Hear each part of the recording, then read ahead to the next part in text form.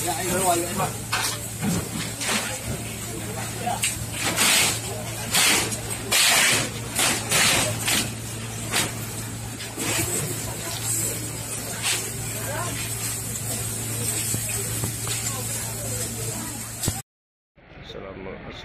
warahmatullahi wabarakatuh.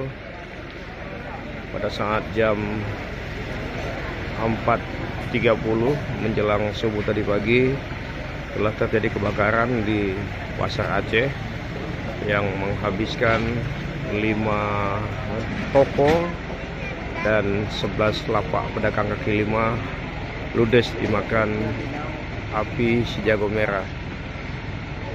Pada saat itu kondisi sedang dalam keadaan sepi dan ditambah dengan keadaan angin yang kencang.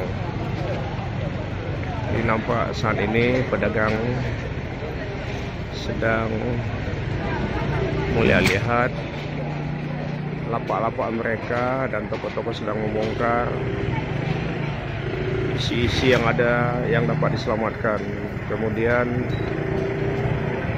di sini juga terlihat mobil pemadam kebakaran yang telah berhasil menjinakkan si jago merah.